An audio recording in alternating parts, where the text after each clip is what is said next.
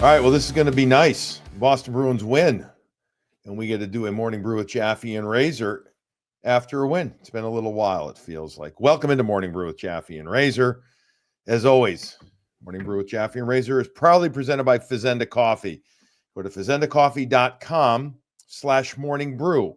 Check out all the great stuff they've got there, including the Morning Brew blend. And if you are a wholesaler, if you have a place like a market, or if you've got a cafe, a bakery, a restaurant, Fazenda can provide you with top quality coffee through their wholesale program. Go shop direct at fazendacoffee.com. And this is a place that, you know, if you have a business or any type wholesale retail, you want to partner with them. Great customer service, great quality products. And if you're just an at-home coffee lover, then just go to fazendacoffee.com and check it out. Razor, Bruins win over the Tampa Bay Lightning in an entertaining game, a too long of a game. That's the only complaint that I have on that one, partner. I'll really complain on that one. You know me. That was brutal. Holy cow. I was dying. I'll bet. The over-under on yawns tonight is what after that one? 6? Yeah. It could have been. We could have a razor yawn count. I literally didn't get a nap in today. I was up at 5 this morning. It was just one, it's one of those ones where you want it to end quick and it just dragged. And then the press conference after dragged, like the whole thing. Like I just got home at the same time you did. It was crazy. Oh my God. We were on the air. Normally we get off the air at what? 10:30 or so? Yeah. 10:20 something, 10:30, maybe 10:35, and we run home to sit down and record this. And this was like, oh my God, the clock just kept going and going. It was 10:59 now, and I'm getting off the air and I'm running to get out of there. But all good because they won over the Tampa Bay Lightning again, 6-2. A game that featured a lot of everything. Where do we start with this one though? Because do we start with what we found out in the morning? Yeah. Do we start with, is that where we want to go? I mean, this was a tiring day, not just for you and me, but for the PR people, communications people. Actually, I shouldn't just lead to that because I always go chronologically, but I've been learning from you on TV that you don't always go that way. So maybe it's better to leave that to the end, the storyline there. Okay, we can do that. This was, let's do this. Let's just set the stage in case some of our listeners, viewers, I mean, I'm sure they know about the fact that Charlie McAvoy wasn't playing. If they're listening to us or watching us, there's a really good chance, Razor, they know the news that Charlie McAvoy placed on an injured reserve, effective through Saturday. So he could, in theory, be back. No idea if he's going to or not, but based on an upper body injury. How do I know it's an upper body injury? Because he skated hard in the morning. And so it's obviously not a lower body injury. It's some type of an upper body injury. He's out. All right. With that said, the Bruins enter in this game without McAvoy, obviously already without Hampus Lindholm. Still no Mark Kastelik. He's out of the lineup, and they didn't know if Charlie Coyle was going to play. So we'll get to all the actual the injury stuff with McAvoy later. But they're going into a game against Tampa that had all the makings of an emotional, physical game. And I think it played out to that, Razor. But how would the Bruins respond without a Charlie McAvoy there? How would they respond without others as well, without Mark Kastelik in the lineup? And I'll just say I thought they did pretty damn well in that regard. I thought we saw the all-for-one, one-for-all attitude.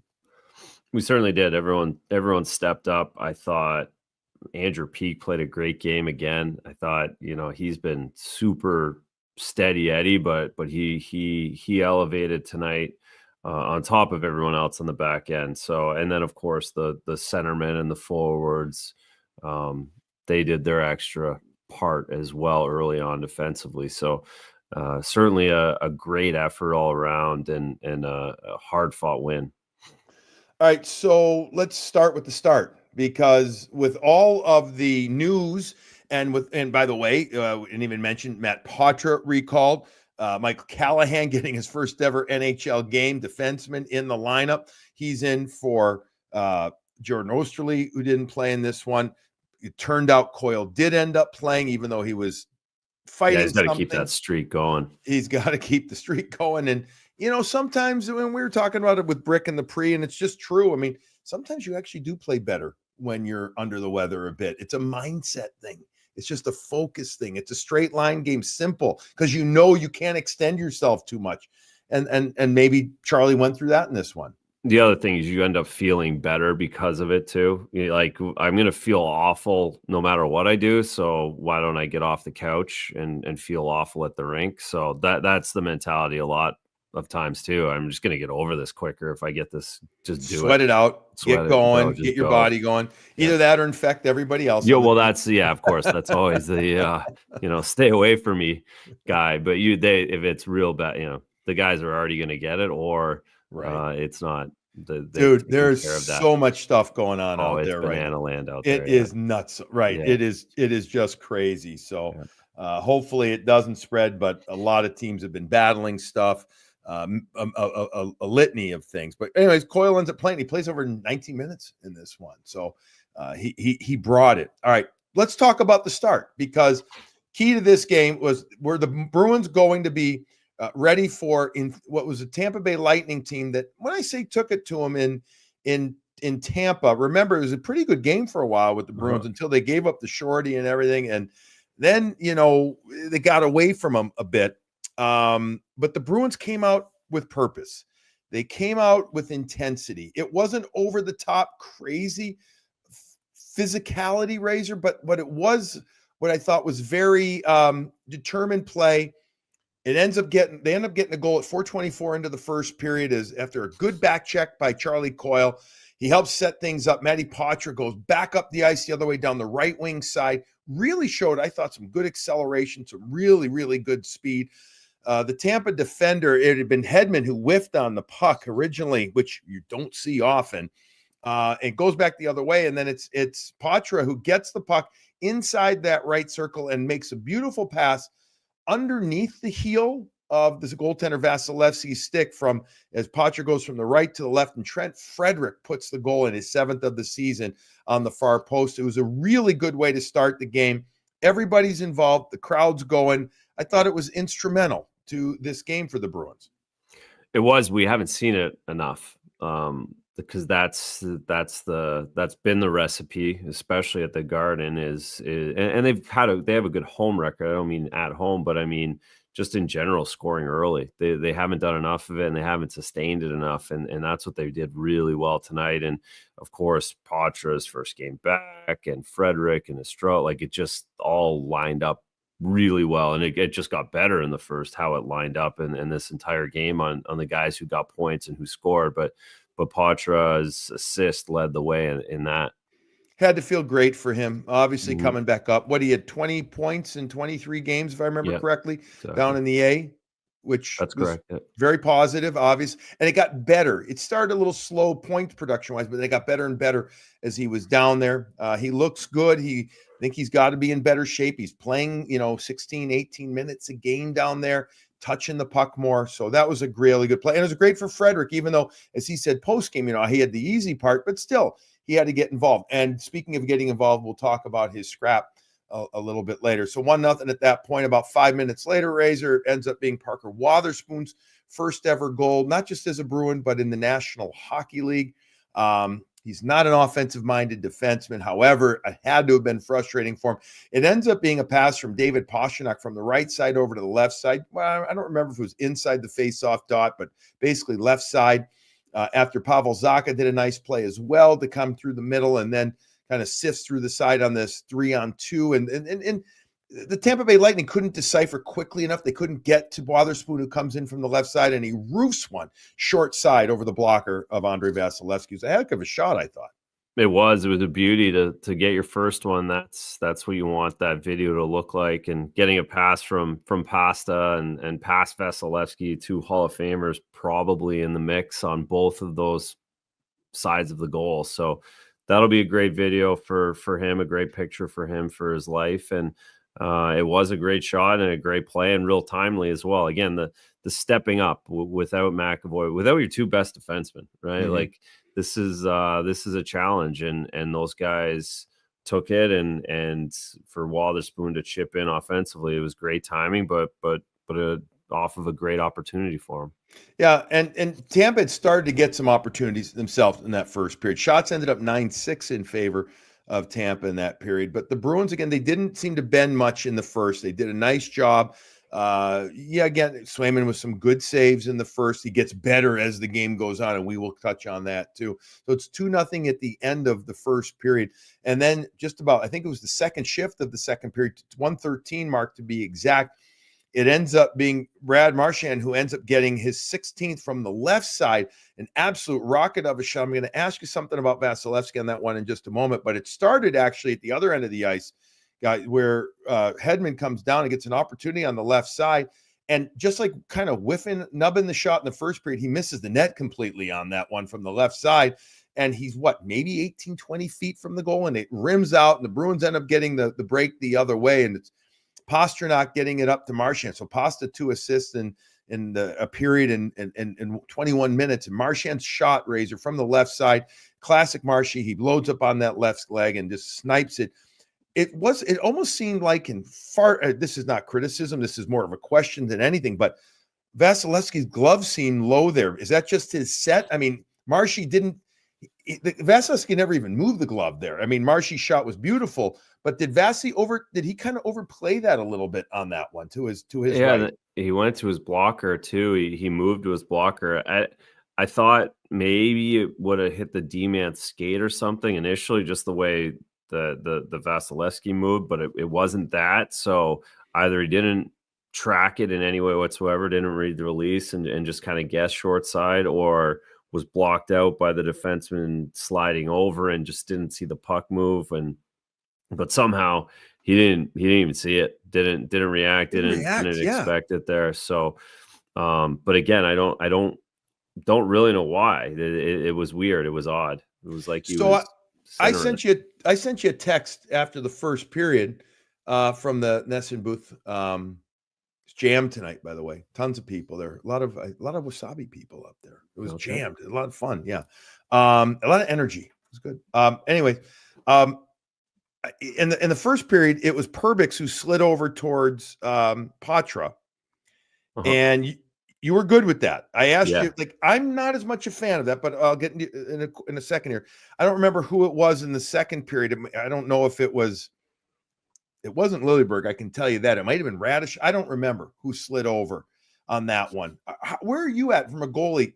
That's not blocking shots so much as that's sliding into an area. I mean, obviously, Vasilevsky must be okay with it because this is something, and talking to their coach, this is something that they do more regular, I think, than maybe other teams. Because there are some coaches, by the way, that don't ever want their D leaving their feet. Where are you at on this? Yeah, I liked it when guys did, because I knew then I knew exactly where the play was going to go.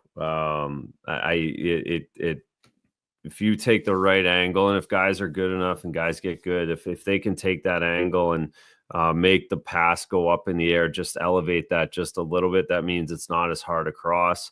Or in the case of Poitras' play, I thought that was a really good play. Vasilevsky just missed the poke. He knew it was going to be a pass across.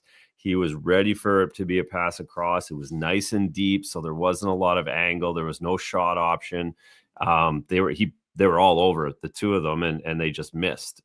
So that's a perfect example, actually, of why I would like that guy to slide and force just a little bit wider out rather than cutting to the middle. I never liked it when that guy had the opportunity to pull to the middle of the ice. That just made it so much harder for me. I'd rather force him to the outside. If the pass goes across from the outside, that's mine. I got to go get it. Okay. Well, and the Marchand shot, it wasn't so much that he had somebody streaking to the far post, if I remember the play correctly. But I think the D-man was trying to just go over there to try to, I guess, thwart the opportunity, but he elevated it quickly. I thought it was a gorgeous shot. And it was in and out of the net in a millisecond. It's a rocket. It was a rocket. Okay. So that's Marchand's 16th of the season. Again, Pastrnak with the assist. So now it's 3-0 at that time. 5 minutes later or so, David Pasternak's going to get his 20th goal of the season. This is going to come off of a beautiful play from Andrew Peeke, who, as I said, he kind of looked like Sergei Zubov almost there, bringing the puck up the ice on the left side through the neutral zone. He slaloms in. He cuts from the left to the middle, and he kind of gets – I'm actually surprised that Tampa allowed him to enter into that area as much as they did. But then he ends up making what I thought was a really heady play. It was a shot with purpose from – was it 40 feet, 30 feet, 40 feet, regardless, but it ends up being high. And Vasilevsky goes off his right shoulder. Because it's that high, Razor, he can't cleanly control the rebound. If it's 3 inches, 6 inches lower, I think it probably deadens into his chest there. But when it doesn't, Zacha comes in to the middle of the ice, swoops it up and on his forehand, then passes over to a player in Pastrnak who's on his offside, the left side. Meanwhile, Pasta had fallen down. He had slipped, fell down right before that, fortuitously gets up almost like perfect. You couldn't time it any more perfect. He gets it. He one-times it in for a 4-0 lead.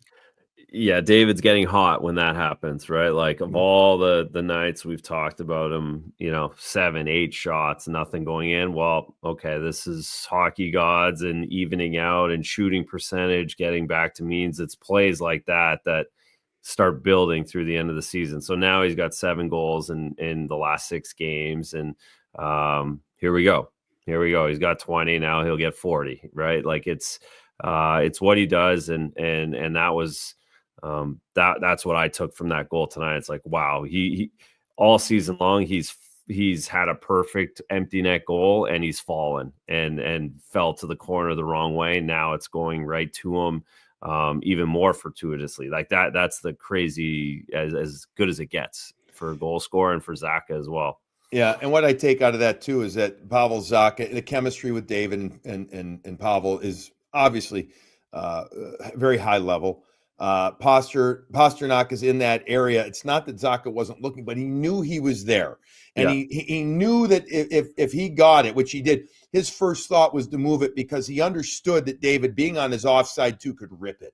And so there's that connection. And while it makes it looks easy at times, or they make it look easy at times, it's not. That's chemistry right there.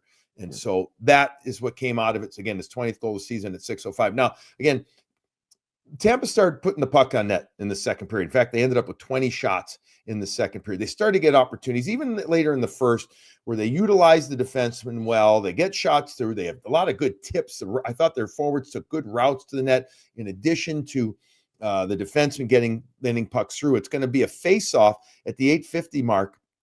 The puck ends up going back to the point, and then Connor Geekie from Victor Hedman. Connor Geekie. I saw for a minute. I said Morgan's. All right, Connor Geekie, Morgan's brother, ends up getting the tip coming from the left face-off circle in, and it was a beautiful tip. Hedman with the assist, Radish as well at the 8:50 mark. And here come the Tampa Bay Lightning, and then sense of, again, they're putting more pucks at net. And then speaking of Victor Hedman, at the 1942 mark, he gets his 7th goal of the season. This one from Kucherov and Nick Paul. And now with just 8 seconds left in the period, what are you thinking, Razor? You're downstairs, you're watching, from ringside. What are you thinking at that point? Because I'm not saying the Bruins were holding on for dear life, but you all of a sudden said, holy smokes, they got to get their crap together, because this is now a one-shot game, in the sense of, if they make it 4-3, it's sphincteritis time. Yeah, I was thinking, we're going to have a long – I was really, again, going back to the time of the game. I wanted 4-1 in the third. Everyone just dump it in back and forth, and let's go. Just roll it over and cruise. So I was thinking, all right, now it's a bit of a game. It's going to battle, and it's going to slow down a little bit. So, but again, 4-0 leads are – I know it feels like it can be tight, but 4-0's a long way to come back. So annoying to give that up late in the second, but that goes to the quantity of shots. And I talked a lot about it. I like the idea of going quantity, not quality in this league. I like the way Tampa Bay sets up their offense. They have a ton of skill. Of course, they have the 420 goal scorers, but they shoot the puck a lot. They shoot it a lot. They have a lot of chaos in front of nets, and it just continues to free things up. It makes it hard. It makes it tiring.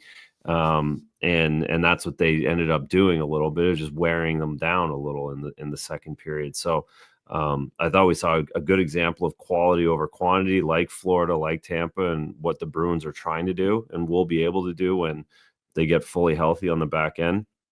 So they were in control still because of the way Swayman was playing, but certainly you knew you were going to have to grind it out a lot more than just cruise through the third.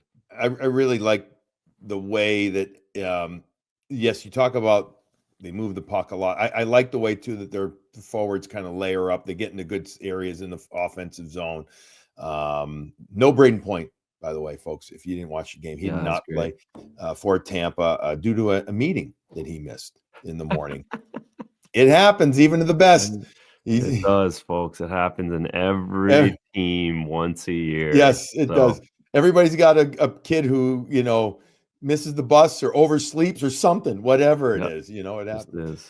All right, so 4-2 at the end of the second period. Again, shots 20-9. We go into the third period, and you're thinking, all right, yeah, here you go. Could be one more shot, might not. We'll talk about some of the stuff that happened, but I'll give you the goals. It's going to end up being a shorthanded goal. The Bruins take a penalty. It was Carlo at the 16:27 mark. I thought it was a very marginal tripping call. I did marginal not like at that best. one. Yeah, I'm saying that nicely. I didn't agree with it. I know you didn't. I know Rick didn't. I thought he's entitled to dive for that puck. I didn't think who was the player. It wasn't Easton, Hagel, was right? it? Hey, Hagel. Was it Hagel? That I didn't think he dove. I think he got bumped, but Carlos allowed to dive for that puck too, as it was going off to his right in the D zone. And they were going to get the puck. Tampa was still getting control of the puck off of that. It wasn't like it went down and was going to be a break, like a goal or something. I feel like that should be part of the the decision in that time. So it didn't take away scoring chance. It also wasn't a change of possession. All right, regardless, it gets called. And in many ways, it probably helped the Bruins because off the next face-off, it ends up being a face-off won by Lindholm on his strong side. So it was the Bruins right wing side or the left wing offensive circle for Tampa. But it's a clean face-off win for Lindholm. He wins it strong, and Andrew Peeke gets it.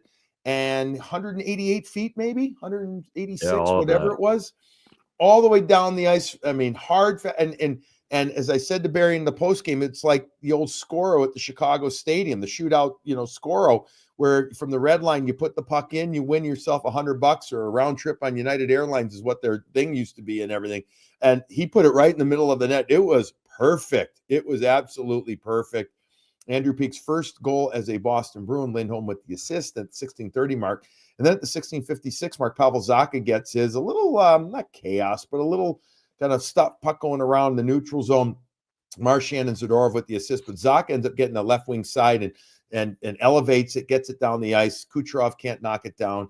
And at the 16:56 mark, he puts in the 6th goal of the game for the Bruins, his 10th goal of the season. Your final 6-2 shots end up being 45 for the Tampa Bay Lightning, 24 to the Boston Bruins. Power plays Tampa 0 for 1, Bruins 0 for 2. All right, so that's the game recap. We go through all of that. I want to now get through some other stuff, but real quick, let's do our sponsors, and then we'll spend the last 10, 12 minutes or so going through this. The physical play, the injuries, Swayman, etc. A lot to get to quickly. Let's first talk about Graciano Construction. If you need something done in your house, big or small, you want to use the best, not just the best crew buildings, but also the best people. Doug Graciano and his construction crews, they do just that. They do things with pride and professionalism. They somehow make doing home projects less stressful and even somewhat fun, almost enjoyable. You give them a call at 508-330-7589 or go to gracianoconstruction.com. And you can have a discussion. You can get consultation, et cetera, for whatever you're looking to do. If you're in the Metro West area, the Boston area, they'll even go outside that as well. Check out gracianoconstruction.com. They are fantastic. All right, and we got a spark. What was this? What was the spark of this game? There was a lot of, I think, spark moments in this one. Do you, at first you could say, well, the Freddie fight, but was that the ultimate spark in this game? Was it, I don't know, was it the Fort goal? Was it other? Is it possible? Was it a Swayman save? I'm trying to lead you to something because I know there's a lot of them. I think it was Wotherspoon's goal because Poitras' goal, it was just a little early in the game where people were still filing in a little bit. The Bruins have scored early against the Islanders, for instance, and then gave it up right away. Haven't been able to build on that lead. Wotherspoon's goal was perfect timing. Everyone felt good, and it was entirely full. The building exploded. It's his first ever NHL goal, so I'll give it to Wotherspoon's second goal for the Bruins. All right. SparksHockey.com. Go check it out. Use the code BRU50, BRU50. Get $50 off. They also have other great deals on their site. Sparks Hockey, the home of the finest at-home skate sharpener. The Bruins got them. Hey, I was walking by the Tampa room talking to some of my buddies from the Tampa Bay Lightning. They have a Sparks machine sitting right out there too. Almost every pro team has at least one. So go check it out. If it's good enough for them, it's good enough for you. All right, that's the spark of the game. All right, let's get into here. Well, we already mentioned Poitras. He's up. Let's quickly touch on Callahan. Thought he was solid, a little over 14 minutes in this game. A defensive style defenseman. It's been a long road for Michael Callahan. 4 years at Providence College. Played at Roxbury Latin here locally, but goes to Providence College. Has a nice career there. More of a defensive defenseman, plays 3.5 years in the American League in Providence as well. So from Providence to Providence, short commute, so to speak. And then he finally gets his first call up. I can only imagine the Franklin, Mass native, how incredibly exciting it was for him and his family. I thought he played solid. I thought he comported himself well, Razor. No question. And then, especially when the game's 4-0, it's like a perfect game for him to be able to make plays and feel good and get time and get a normal shift for like he was basically on a normal shift. He didn't play a lot at the end when things tightened up, but up until then he played a normal shift. So he didn't have to sit there for 12 minutes and wait to see and feel unsure when he went out and took that next shift. So that's really positive for when you're playing your first game. You're nervous and of course the excitement to see everybody after would probably, it's been a good dinner that he's probably still enjoying right now with everybody afterwards. And well deserved, a long trip and hung around long enough to get this opportunity, and can't take that one now from him. No, good for him. Congratulations to Michael Callahan. He could end up being up for at least a couple of more games. We'll have to see what ends up happening. Jeremy Swayman faces 45 shots, gives up 2 goals. He wins both games. This is the second time in the last 15 years that a Bruins goalie has had back-to-back 40-plus save games. Olmark did this in 2021, December 2021. It only happened 9 times in Bruins history. This is from my good friend LG at the NHL Network, and I love this little thing right there. It's a great one. Second game in a row that Jeremy Swayman has really shown the high-level form that we saw a lot last year and that made him, want to be the number one goalie, that not made him hold out, but, wanted to hold out for the money that he felt he deserved. So what are we seeing from his game? We being you, the former NHL goalie. I'm seeing one thing. I'll say this as a total, whatever. I just feel like his rebound control has been excellent. I do, but that's a result of other stuff, Razor. So what are you seeing from his game? Well, I think I get a lot of it. I've said this a lot, is circumstantial. Tonight was again, that third period was so slow.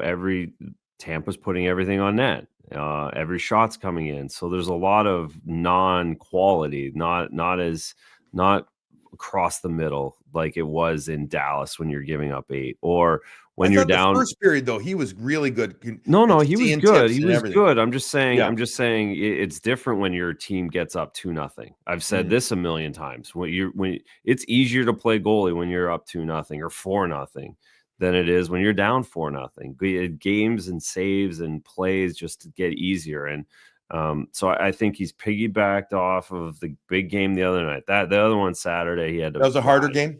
Much harder. And today you get the same kind of game where you're getting a ton of shots. A tip goal goes in, so you're like, no big deal. You didn't get any other tips that could have hit legs and could have bounced in, that have bounced in other games. Like there has been a ton of goals go in that were on the same wristers that we saw tonight. So that's just like goes to the same thing as David Pastrnak falling down. These guys are starting to get more confident, starting to feel like things are going their way, and they've worked through adversity. They've worked through the shitty stuff. And now this is our time. And I think for Jeremy, that's what he's feeling individually. and that just makes him bigger. It makes him more soft to that one less rebound, a period that he's not fighting off because he's not quite sure where the puck's coming from, to your point on rebound. So I would agree all of that stuff is better, or it looks better, but again, a lot of it's circumstance in front too. I felt like he handled the puck a lot less the last 2 games. Is that a fair statement? Yeah, that's probably, it's more because of the way the Bruins were Circumstantial? playing. Yeah, just not many dumps, right? Like Yeah. there was Okay. more in zone time where they're, but again, it's you're gonna, that's like kind of, this is again, those 2 games are like the Claude Julien early 2000s where they'd give up 33, but Zdeno is just forcing everything on the outside, right? And they're just Right. wristers where this Vezina Trophy guys. That's what these last 2 games have been. Okay. Well, good stuff though from him. Real good. The Bruins are practicing on Wednesday. Would they consider giving him a day off, you think, after that? No, he'll grind. He likes getting out there, yeah. He'll have he can actually do some work tomorrow. So that's the beauty of it, because they'll have Thursday off, and then Friday will just be kind of a normal day. Do you think he will play, given how hot he is, so to speak, or do you go to Korpisalo, the former center, in Ottawa? You got to get Jonas a game. You got to, that's the thing. I'd imagine Monday afternoon at home, San Jose, but no, Ottawa playoffs, 4-point game. That's originally I thought it would be Korpisalo, but then when you look at the circumstances of where the standings are right now, and Ottawa's playing better. They've won their last 3 after going, I think it was like 1 win in the previous 6. They're now they've got a young guy playing goal real well. Yeah, what's his Kingston name? Frontenac, Levi Merlinian. Yeah. Interesting. Interesting. They've had Olmark is out, folks. You haven't been watching the Ottawa Senators. He's out with, I think it's back issues, right? Yeah. He's talking about there. So interesting. One other, you mentioned Pasta playing well. One other nugget versus Tampa in Boston in the last 19 games, 16 goals against Tampa at home. So he's got that. Let's talk about the physical stuff in this game, because it did get physical. It got real physical. This is a great Tampa and Boston's a great, more old school matchup, I think, than like Boston Toronto. Boston Toronto is incredible rivalry. And there's Florida. No doubt about it. And what? And Florida. Florida. Tampa. But go ahead and I'll explain why I say that. Well, I think that, there's a lot of respect between the 2 franchises, and the mentality. John Cooper's got old school in him, and he lets his players do. They're not what I would call a real fighting type of team, but they participated. They were happy to participate in this one. They have attitude. They've got confidence. They've won cups. This core group knows what it takes to win cups. They know what these type of games are about as well, and they respected the fact that this had to be a physical game, at least in the eyes of the Bruins. And I thought that brought a good vibe. And this is just a good, I know we're not getting back to 1980s, 90s, early 2000 hockey, but I felt that this had more of a feel to that. Yeah, and again, the score lent itself to that, right? The 4-0 allows everything to kind of take place that needed to. But the point is Florida doesn't do it this way. They're chippy and ratty and do stuff behind the whistles, and the Kachucks trying to jump on goalies. Like Tampa, Bennett hitting, elbowing guys in the and Bennett, the Bennett punching, punch in the face on every body check he makes. These guys just, if you challenge them, they're like, yeah, I'll fight you. Yep. Yeah, I'll fight you. Like, it's just very, very simple and to your point, old school, and very similar to the Bruins, where you'd rather lose a fight than turn a fight down kind of mentality. And the dressing room, the culture is that as well, where we don't care. As long as you show you care about this team and want to win, then you're part of this and you're respected. So that's the vibe I get from them watching them. And it is very similar to Bruins and very enjoyable for most hockey people, because that's what we love about the game is it's showing up.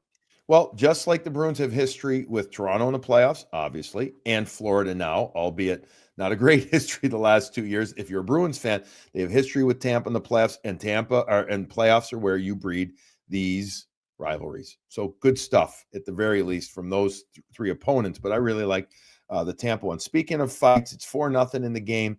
The 7:37 mark of the second period after a defensive zone faceoff. Trent Frederick recognizes that Emil Liljeberg is on the ice. I hope I'm saying the name, giving it, the right, it's due, the Norwegian Liljeberg. I think that's how you pronounce it. Regardless, the defenseman's out on the ice. Freddie goes right at him, and he gives, it's timed well. And the kid, Liljeberg looks for where the puck is. He kind of waits. He comes back into the neutral zone, the center ice area, and they drop the gloves.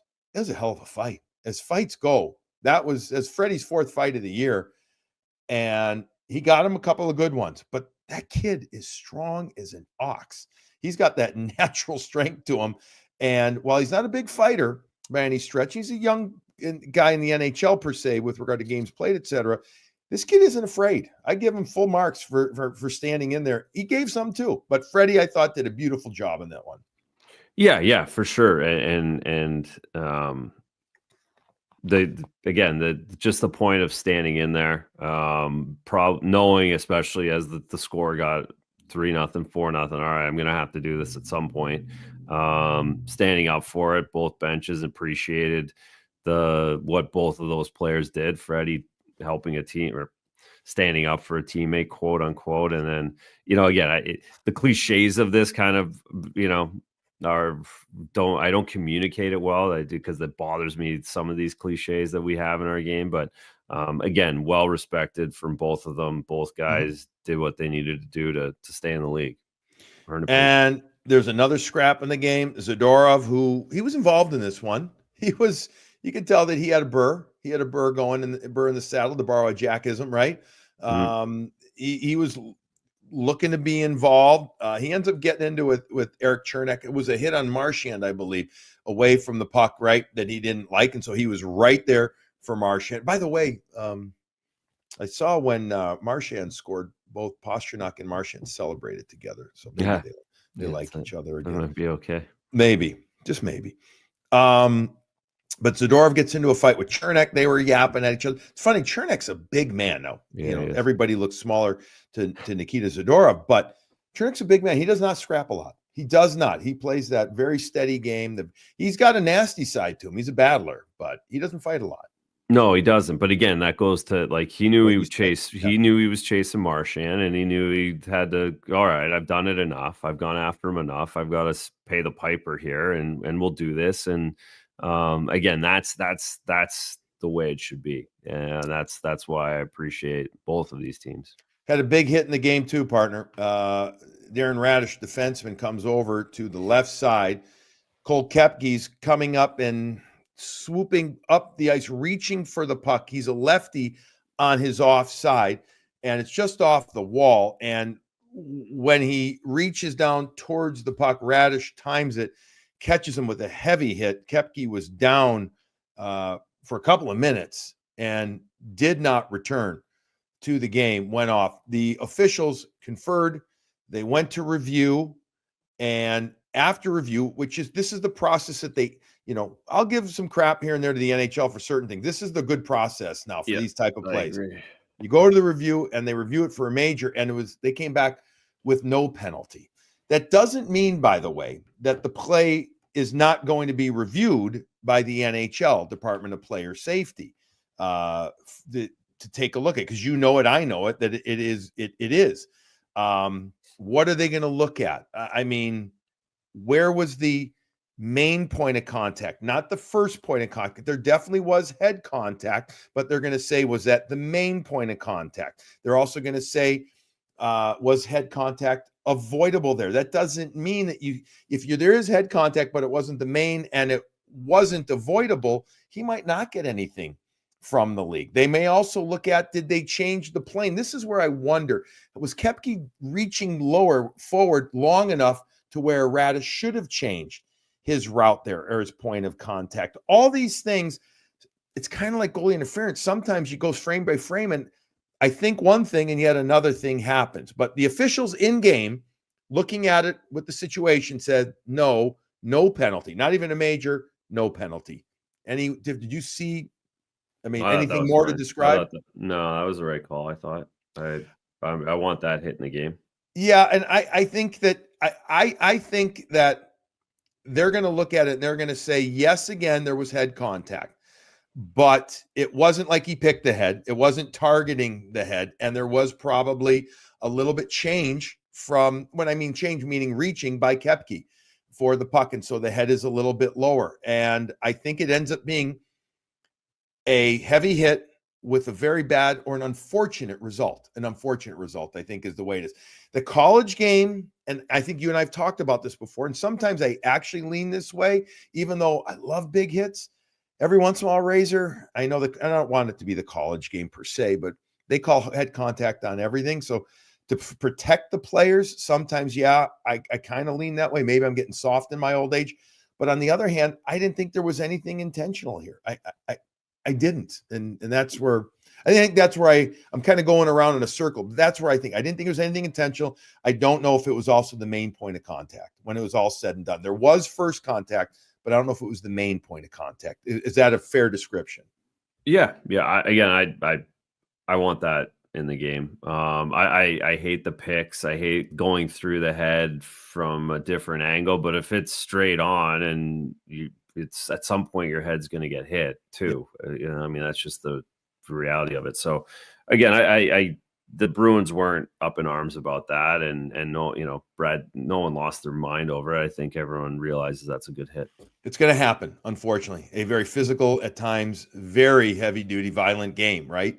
And I get it. I'm with you when it's all, I kept looking at it. And I go through the process in the head that we learned from the NHL. And I'm like, I don't think he'll get anything, but then again, I thought that Liljeberg would get one game for the cross check to the head, and he didn't. So I'm wrong on that. All right, no Charlie McAvoy. We mentioned that before. I mean, I don't know how long he's going to be out. The good news is that Lindholm is skating. He's still Hampus, but he's still a little ways away. So this is going to be a real interesting time, Razor, for this Boston Bruins club without those two guys in the lineup. Yeah, hopefully not too much longer. He can't.